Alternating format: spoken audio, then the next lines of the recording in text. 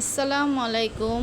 এখন আমি যাচ্ছি আমার মেয়েকে আনতে। আজকে প্রচুর গরম, এত গরমে আর হেঁটে যাওয়া সম্ভব হলো না, তাই রিক্সা নিয়ে নিলাম। এত গরম, কোন জেলায় কতটুকু গরম লাগছে সবাই কমেন্টে বলবেন। ঢাকা জেলায় তো আজকে প্রচুর গরম। এই গরমে রিক্সাওয়ালাদেরও অনেক কষ্ট হয়, যেহেতু তারা কষ্ট করে রিক্সা চালায়। তাদের কি অবস্থা হয়, আমরা ঘরে বাতাসে থাকতে পারি না, তারা তো রিক্সা চালায়, অনেক কষ্টই হয়। যাই হোক, আজকে আর হেঁটে গেলাম না, এখন রিক্সা নিয়ে যাচ্ছি মেয়েকে আনতে। অনেক গরম, তার মধ্যে জ্যাম জট, রাস্তার যে ভাঙ্গা অবস্থা, নিচে পানি, কি একটা অবস্থা। ঢাকা শহরে তো আর এখন আর থাকতেই ইচ্ছা করে না। দেখুন অবস্থা, পানি দিয়ে এইদিকে মানুষজনের ভিড়, বাজার, এখানে একদম পানি দিয়ে তলিয়ে গেছে। এখানে হাঁটার কোনো পরিবেশই নেই। তারপরও এখন এর জন্য রিক্সা দিয়ে যাচ্ছি। এখন এই গরমে আশেপাশে যে একটা অবস্থা, খাখা রোদ, রোদে মানুষজনের কি অবস্থা। এত গরম, গরমের মধ্যে বাহিরে অনেক কিছু বিক্রি করে ভ্যানগাড়িতে, কোমল পানীয়, লেবুর শরবত, গ্যান্ডারি রস, কিন্তু এগুলো আমরা কিছুই খাই না।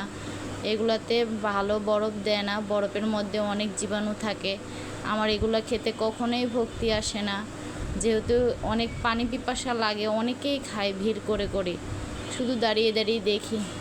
এখন এসে পড়লাম মেয়েকে নেওয়ার জন্য। ওদের ছুটি হয়ে গেছে, আমার একটু দেরি হয়ে গেছে। এই সময়টা কাজের অনেক চাপ থাকে, একজন মহিলার এতগুলো কাজ সামলানো অনেক কষ্ট হয়ে যায়।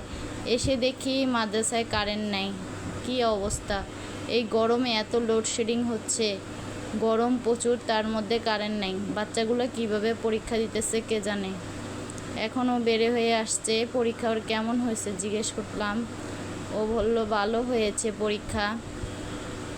এত গরমের মধ্যে বাচ্চাগুলো হেজাব পরে বসে থাকে, কারেন্ট না থাকলে কি একটা কষ্ট, কি যে একটা অবস্থা। এই গরমে বাচ্চাদের খুবই কষ্ট।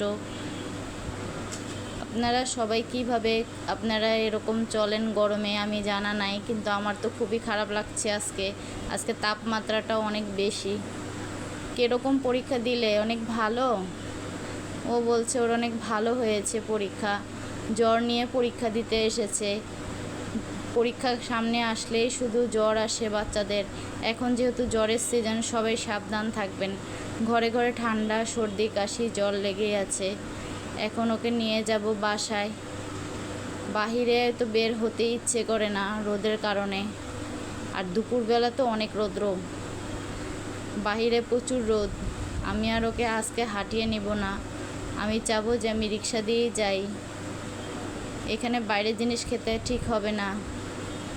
চলো এখন, না এগুলো বাইরের জিনিস খাওয়া যাবে না, এগুলো ভালো না। আমি বাহিরের কোনো কিছু তাকে খেতে দিব না, বাসায় যেয়ে তাকে শরবত তৈরি করে দিব, ওইটাই ভালো। অনেক রোদ। এই রিক্সা যাবেন? এই রিক্সাটা যাবে না, দেখি ওইখান থেকে একটু হেঁটে রিক্সা নেওয়া লাগবে। কি যে গরম চারিদিকে, খা খা করছে গরমে, অস্থির লাগতেছে গরমে। এখন আমরা রিক্সা দিয়ে বাসায় চলে যাব, যেহেতু চারিদিকে অনেক গরম, হেঁটে যাওয়া সম্ভব না। এত কষ্ট আমি করতে পারবো না, অনেক গরম। বাচ্চাদের নিয়ে আসা যাওয়ায় যে খরচ, আবার বের হলে এটা কিনে দাও ওটা কিনে দাও, খরচের কোনো শেষ নেই। ওর সব কিছু মিলিয়ে ওর পরীক্ষা আজকে ভালো গিয়েছে। এই রিক্সা যাবেন? হ্যাঁ উনি যাবে, যাক ওনার রিক্সা আমি উঠে পড়লাম। এখন আমরা চলে যাচ্ছি।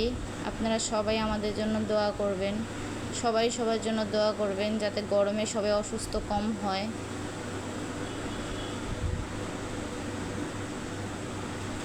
এখনও বলতেছে আম্মু এটা একটু দিয়ে দাও, অনেক গরম। তাই হুডটা তুলে দিলাম, গরমে আর ভালো লাগতেছে না, হুড তুলে বসেছি।